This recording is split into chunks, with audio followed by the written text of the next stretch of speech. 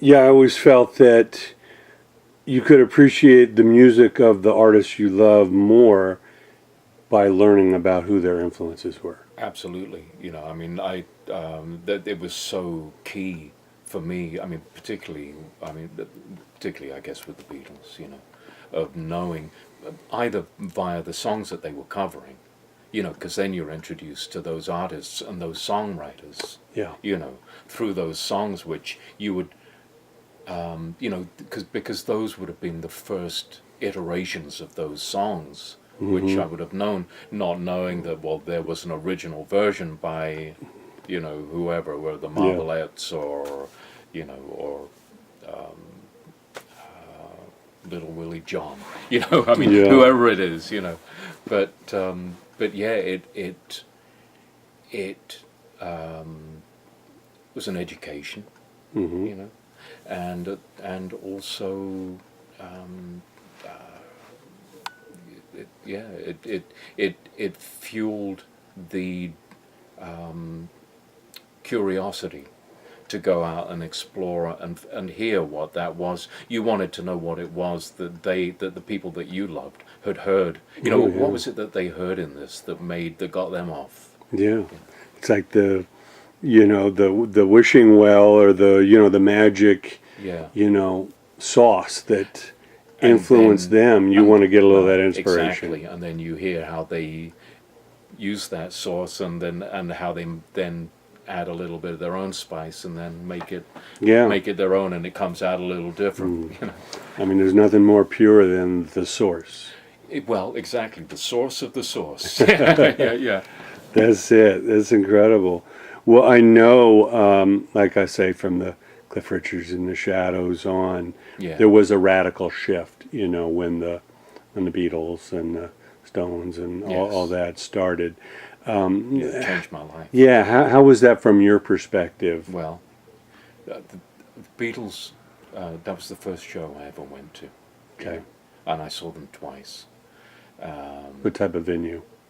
it was what at the time was the largest indoor venue. Well, there weren't any outdoor venues at the time. It was the venue in London, and Okay. it was actually quite close by to where I lived at the time. It was called the Finsbury Park Astoria, which later became the Rainbow, Okay. and that's where, you know, as far as I knew at the time anyway, and later, that was where, and I ended up, I did play there a Yeah. number of years later, but these package tours would come Yeah. through, and you would go and queue up for tickets, Hmm. and hopefully get a couple, and um, I was 9 years old. I got my first guitar, went to see the Beatles, and and was smitten. I was just smitten by it. So it was like 10, 12 acts on the bill kind of a Oh, thing. on that, and I've actually got a replica program from that Okay. show. It was, I guess there were several Brian Epstein artists on. The Hmm. foremost were on the bill. Maybe Billy J. Kramer, I'm not sure. And it was, and there was a compere, a guy who would host Hmm. the show and bring people on and off. And when the Beatles hit the stage, it was just electric. Well, the stage set they had, and they'd bring each act on via there. For some reason, there was a helicopter, like a cardboard cutout of a helicopter, and it was about on sitting atop. Ringo used to have a really high riser, Mm. right? So it was sitting atop a riser about that height. So it was probably six. They got the stage, then another 6 feet above the stage, and then there's this cardboard cutout of a helicopter, and it would go up and it would come down, and when it lifted up, the next act would be right behind it. Okay. And at the point just before the Beatles came on, there was about 3 or 4 inches of daylight between the bottom of the helicopter and the riser, and you see these 4 sets of Cuban heels appear, and everyone went bananas, I mean, because You know what it's like going to see, particularly then, I say particularly then, it's because I was a child. I'm guessing that children now feel the same way, Yeah. although I don't get it, quite Anticipation. frankly. But, you know, to see those 4 pairs of heels on those boots, and you just knew, and the expectancy and the excitement and all of that, you know, and yes. And so what was the experience? I mean, I guess from looking back at set lists, maybe they played for 20 minutes or something, I don't know, you know. I mean, they played 7 or 8 songs in 20 minutes, you know, whatever it was, you know. 2 minutes, 2.5 minutes. Incredible how short some of their greatest songs are. Yeah. But you certainly got your money's worth. hmm So from there, it was just the explosion of all the other bands and the Yeah, for me, the movement. for me, particularly with the English 60s pop, you know, I mean, those Yeah. were the ones who I was most exposed to, I guess, or whose sound resonated the most with me, including, I mean, the next show I went to see, the Hollies was the Hollies, you know, and ended up, I'm now working with Graham Nash. Yeah, you know, yeah, all these years and, later. yeah, and there've been a lot of moments like that for me, but And Top of the Pops was on TV at that point, or just starting? Top of the Pops probably came maybe a year or 2 later. There was a show on the other channel called Ready Steady Go, Yeah. which was hugely influential, and it was on Friday night. What time did it come on? 6:30 or 7, and the slogan was "The weekend starts here," you know, and some bands would play live, some would mime.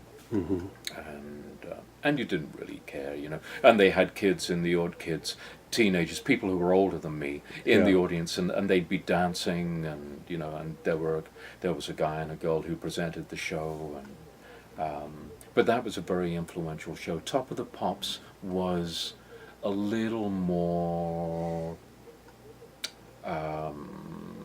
It wasn't as hip or groundbreaking, you know. It was more mainstream. Well, yeah, even then, exactly. Yeah, I guess that would be the term to use. Yeah. You know, a couple of years later, I mean, by '65, I was already starting to write songs, and the first song I wrote, I wanted the Yardbirds to record, so I ended up taking it to the. I ended up taking it, getting to meet the Yardbirds and play my song for them, and you know, I had drive, I guess. I and whatever kind of cojones are required to, you know, I didn't consider that it wasn't. It's not that it wasn't appropriate, you know. It's just, you know, yeah. I mean, it's just I thought the Yardbirds would be great doing my song, so they should do it. Now, how'd you gravitate to the guitar? Was it an acoustic guitar to begin with? Yes. And Yeah. you could naturally kind of It's play a song. A friend of my brother's, like I said, you know, my brother's a couple of years older than me, and a friend of his had a guitar, and maybe around '62 was the first time that, and Peggy Sue, Buddy Holly, I mean, That'll Be the Day, you know, those were the records, and there was a radio show, Pick of the Pops, that would play the top 20, you know. Yeah.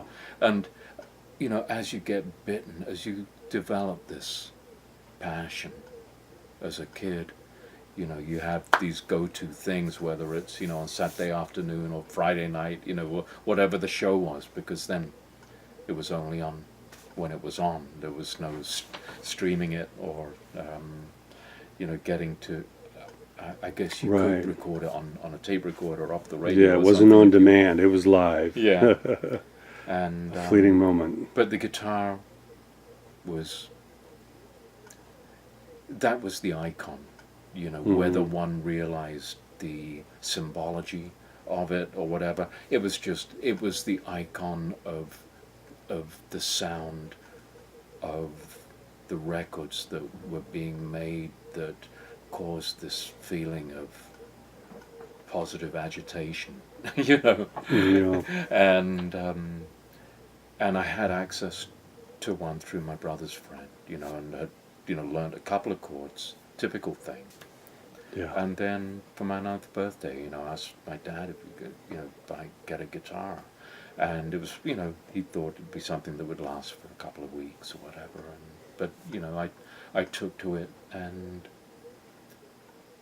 in that way that, I quickly found the sense of repose that it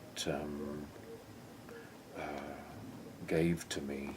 That thing where I ended up, just would be sitting on my bed and just strumming, and then you start writing, and you're influenced by everything that you're hearing, and stealing a line from this song, and and Trying to come up with something original. yeah, I don't even remember even trying, in that way, it just sitting and playing, which is essentially all that I've ever done, I never developed the knack for practicing, I tried a couple of times, but I wasn't disciplined enough or something, it was just more, it was about vibe for me, and this continued to be that way stylistically for me, because there are way better, quote unquote, guitar players than me. I've been blessed by good fortune, that thing of being in the right place, knowing some people who were more outgoing than me, who were prepared to kind of hold my hand and lead me along the way at different times into, like coming to LA in the 80s and meeting up. I had been touring with Steve Forbett back in the late 70s, early 80s. Billy Burnett had opened some of the shows, and I was such a fan of Billy's dad and uncle, Rocky. I mean, Rocky's his cousin, actually. Dorsey and Johnny Burnett. And Billy just kind of introduced me around town in the 80s, and that led to me working with a band called Lone Justice, and being in Lone Justice was my conduit to Bruce Springsteen, so. It's amazing. Yeah. Well, back in the UK, I know you obviously were part of a number of bands, and you eventually... Really just one. Okay. Yeah. One main band. Yeah. And then you hooked up and toured with Johnny Halliday, who, if people don't know, of course he just passed, but he was kind of like the Elvis, like the big guy of France. He was like the number one rocker. He was, and in that way that certainly in England there was no European act. It was all English and American. You didn't care about anyone. Right. From just because they would sing with this funny accent, Yeah, you weren't going for the German or the... But Johnny had credibility in, well, we knew of him even then in the early mid-60s, but also he was pivotal in somehow, and I don't know the exact story, with Hendrix as well, in him coming to, either in coming to England or coming to Europe. So, Johnny was legitimately plugged in, and as much as he was the French Elvis, there's a Taiwanese Elvis, and there's, but Johnny, and actually Johnny was Belgian, and when I worked with Johnny was actually in the mid-90s. Okay. Yeah, it was a lot later. Right. But I do love France, and I do love the French people, and what a great way to see that country. We went to every little village and town a couple of times with him. Yeah, it's a beautiful country, and yeah, no, it's amazing. So now, you say your first entree to America was New York? Is that where you came to first? That's where I landed. Okay. And I'd left England after the band that I was in. We had grown up together, had been at school together, and we had a record deal. You know, I mean, a fairly major record deal with A&M. For some reason, A&M in the UK, Warner's everywhere else. And the name of the band was Byzantium. And we had, you know, I guess we were influenced at that time by more of a West Coast sound, and you know, and also CSN. I mean, but you know, things like the Byrds and the Eagles, and you know, and but that broke up in mid-70s, and my closest friend, who now is, you know, over the years has been bass player with Bob Weir, he told me at that time, you should go to America. You know, you do well over there. And so, I mean, I've just left the only band that I've ever been in, you know, and the pub rock scene in England, I don't know if you're familiar with it. In the mid-70s, you know, there was a scene where there were rock bands playing in pubs, and became the pub rock scene, but it was playing small bars essentially. And I remember by the time I left England, I remember seeing even on some of those, you know, you look through the Melody Maker, one of the music newspapers in England at the time, and you'd look in the back, they'd have, you know, who was playing where, and they'd have ads for different clubs and bars, and you know, you'd see the name, you know, Sex Pistols, whatever. It didn't mean anything. Back in '75, early '76, it was right after I left that the whole punk thing exploded. But I missed that, you know. I'd left England to come to America to work with American musicians, and ironically, the first gig that I ended up getting here, something incredibly pivotal for me, was playing with hard rock, an English hard rock guitar player, Mick Ronson. Right. Mick was doing his solo albums. He had already made 2 solo albums. He'd just finished, and on the back of those, he had just done Dylan's Rolling Thunder review. That's right.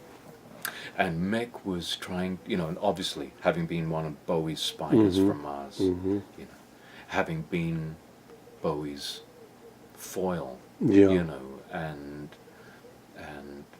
Mick was also, I mean, you know, the architect somewhat of the instrumental side of that sound, and one of the loveliest human beings.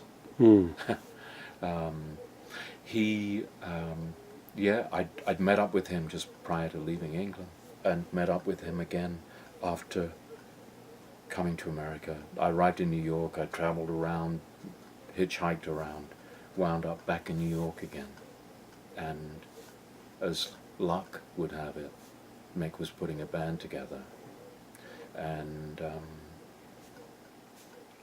it changed my life, you know. Well, being a huge fan and admirer of the Stardust, you know, Spiders sound, which is still hugely influential today.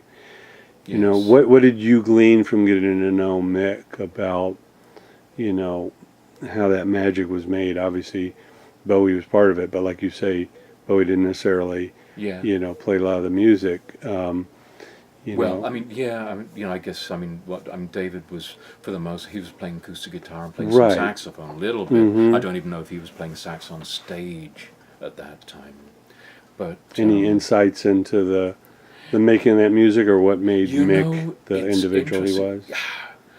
I don't. I mean, I went to see that tour. I went to see the Spiders at that same venue, the Rainbow, you know, in London.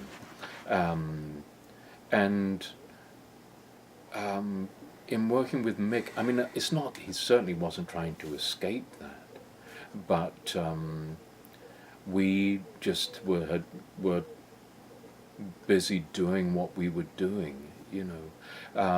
He was amenable. I think every artist I've worked with, you know, has been amenable. They've always been amenable about talking about their past, and you know, they love it too in many regards.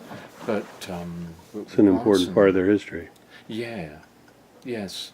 With Ronson, he was so understated, ego-wise, you know. I mean, working in the studio with him, I mean, I remember, I mean, I was only 22 at the time, Mick was 30, and he seemed like the old man, you know. And, I mean, I took the reins when in the studio, in as much as that he was my biggest supporter, you know.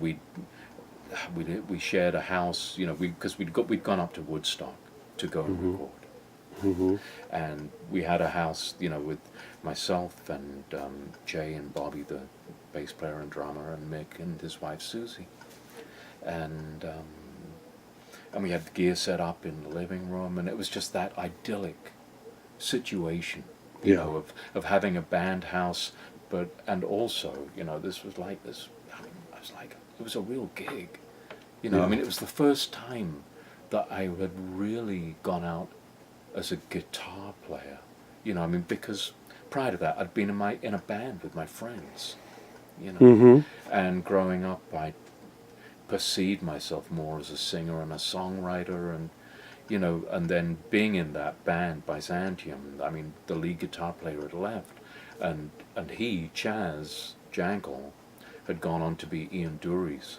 guy, you know, with the Blockheads, and I was kind of thrust into this thing of having to play some lead guitar or something, you know. But this was the first time, being with Mick, you know, that I was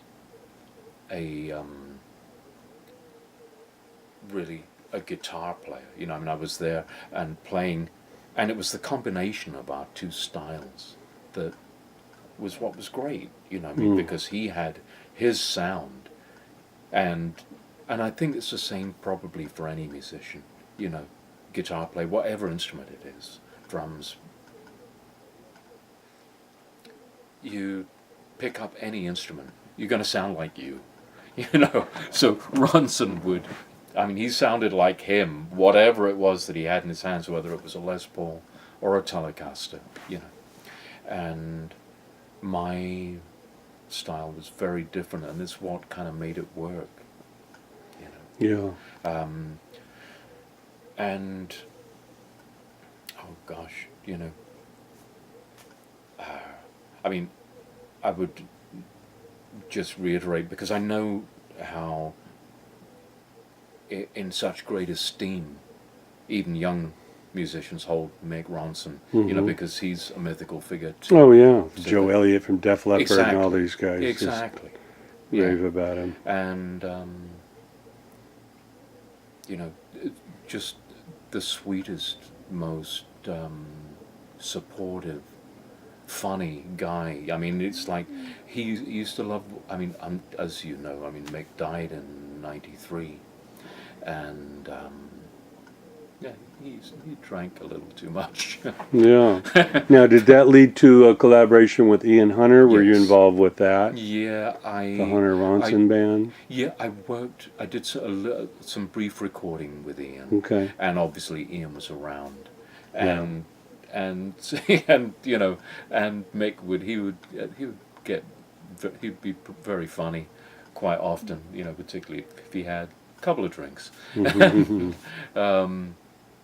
And he'd kind of rag on Ian a couple of times, you know, you know, for because Mick's upbringing, it's that classic. It's almost cliched now amongst English '60s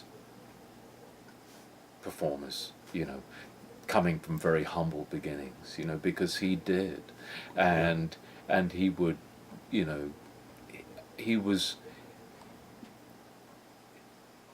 Not that he would ever have said this about himself. I mean, he was a working class hero, you know. Yeah. And he could lambast or get into, you know, people if he felt like they were getting above their station, as it were, you know. Amazing. Yeah.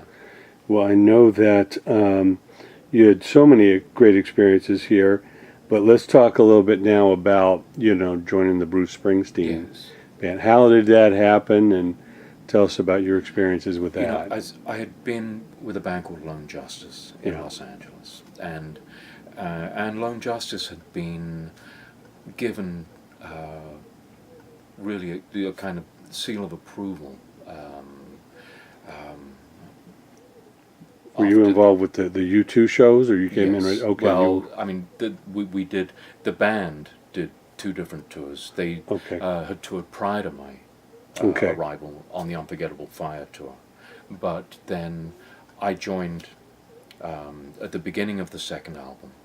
Uh, the first album was hugely received, you know, by media, by the right, press. critically acclaimed. Yeah, Robert Hilburn, Yeah, you know, who writes for the LA Times, particularly had, and Maria McKee, you know, had been put together by Jimmy Iovine, who was the manager of the band at the time, you know, with Tom Petty to do some writing and different, and so she had access, yeah, and the band was changing.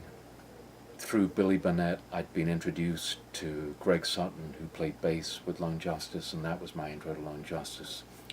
Steve Van Zandt was co-producing the second album, and I'd gone in to audition for them. That had gone well, and anyway, we had done a Saturday Night Live in '87, around '91, and it was a Christmas show.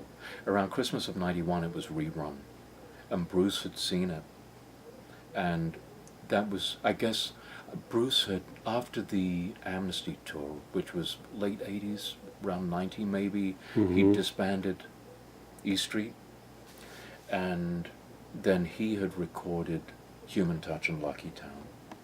But so he had seen Lone Justice on Saturday Night Live, calls up Jimmy Iovine, who was a friend of his. You know, Jimmy had yeah, engineered Born to Run, you know, and Jimmy had worked with Patti Smith, you know, Because the Night, you know. So yeah. there are all these Very kind connected, sure. and of course the Little Steven connection too, you know. But Bruce had seen that show and asked Jimmy. Well, I get a call from Jimmy, and I'm living in Pennsylvania at the time, and I'm part of a band with two friends of mine called Merchants of Venus, and we had a record out on Elektra. Things were starting to kind of peter out in that way that they do for young bands, and Jimmy called and he said, "Hey, a friend of mine wants to know if you're interested in going on the road with him." I said, "Who's your friend?" You know, and I hadn't spoken to Jimmy in years, you know. And this was prior to him becoming the Interscope most guy. the Right. biggest media mogul, Right. you know, in the record business anyway. And so I asked him, you know, "Who's your friend?" And he says, "Springsteen." And I'm on the other end of the phone, and for some reason, I'm in my kitchen in Pennsylvania, and I'm saying, you know, well, you know, I've got this band at the moment, and we're kind of going out on the, you know, we're still on the road, whatever it is. And so he's like, "Well, okay, see you later." And I hung up the phone, and then I'm thinking about this, and I'm thinking, you know what, I should probably at least check this out. Yeah. And so I called Jimmy back, and I ended up, as far as I know, I was the only guitar player that went in to play, to audition with Bruce. He'd already been, I think, quite, what's the word, painstakingly, had been auditioning drummers, you know. And Zach Alford, who ended up going on the road, I'd been flown out to the Sunset Marquee in LA, and I see Zach in the lobby, you know, and he's going to this thing, and I didn't know I thought he's probably another guitar player going to this audition, you know. It's like, oh, okay, you know, it's like, and arrived at Roy Bittan's studio in Hollywood, and I'm met by Bruce's guy, Terry McGovern, big guy, sweet bear of a man who died a few years ago. And Terry says, just, he's going to make you feel right at home, just, don't sweat it. And we played, and my recollection, and I've been thinking about this recently, how memories can be deceiving, but my recollection is, it's relatively clear that we were kind of facing each other, and we were just in a circle. There was Zach, and there was a bass player, and Roy, who was the only holdover from the East Street band in that band, and myself and Bruce, and we just went toe to toe, and we played for about 20 minutes. We jammed on something. I mean, I'd been given a heads up about maybe I'd been even sent a copy of Human Touch and Lucky Town. I mean, this was just before the records came out, I think. So this is early '92, and we played, and after playing for 20 minutes, half an hour, I don't know, and I mean, it felt like sparks were flying to me. I mean, I knew this was going well just because... How many people were playing? There were 5 of us. It would have been Bruce, Roy, Zach, a bass player, not Tommy Sims, who ended up in the band, and myself. Okay. And the vibe was just full on. It's hard to explain to anybody. The whole experience of working with Springsteen was magnificent. And I guess at the time, I mean, there was Bruce, there was Michael Jackson, and those, I think those were probably the biggest acts around, and obviously him putting together a band was big news. But we took a break anyway after about half an hour, and we're walking to the control room, and his manager, John Landau, was there, and everybody seems happy, and Bruce and Roy are walking with me to the control room, and he said, man, that's a lot of twang. and I said, too much? And they both go, and then they asked me he asked me, do you want to come back tomorrow night? It's like, oh, yeah, I'll be here. Yeah, I'll move in right now. Yeah, exactly. And, for somebody who is as cautious as, I mean, he had a reputation, I think, for, being cautious, whether it's about, crafting a set list before a show. I don't even know that cautious is necessarily the right word. He maybe protective of himself, But anyway, the vibe was right, and as I say, I believe I was the only guitar player. He'd spent a lot of time with drummers and bass players, and I was there by his request, So I think working with someone like, not that there's someone like Bruce, but working with someone like Bruce, if you can say that, it's about vibe, and I think stylistically, he could just tell that stylistically this would work. I mean, after playing that first night, I remember him saying, he said, wow, some of the stuff you're playing, he said, I wish I'd had you play on my records, on the new records. Yeah. And I had freedom, and with him, and that's been key for me in my career with any artist. If I can flourish just by doing what I can do naturally, then I'm good. If I can't, then I get, I want to do what you want, but I don't know how to translate necessarily what you want. If what I'm doing naturally isn't what you want, then I may not be the right fit for you or something, you know. Yeah. For what I may lack in technical ability or whatever, you know. I mean, it's like, you know, one has one's own style ultimately, and if that's good for everybody else, then more the better, you know. But Bruce was happy, and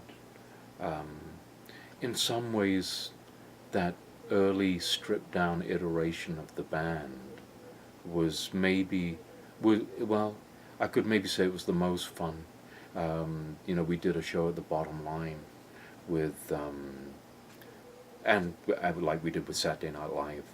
You know, we did Saturday Night Live as 2 guitars, bass, drums, keyboards, and then we did the Bottom Line also with Bobby King, you know, the great singer Bobby King from all those wonderful Raikuda records and stuff. And then, you know, and then the band, in fact, I mean, all that it expanded was really with singers, but then everything becomes, you know, I mean, it becomes, you know, you're dealing with, you know, the big stage and formalizing things. You know, before we went out on tour, for a moment, it looked like Little Steven might come out too, you know, which didn't happen in the end, and Bruce ended up adding also Crystal Taliaferro from Billy Joel's band, you know, on vocals and the little saxophone. She played the solo in Born to Run,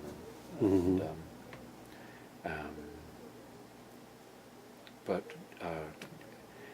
that was a hard experience. Working with Springsteen was a hard thing to come off of, you know, Right. to wean yourself from an experience like that, where you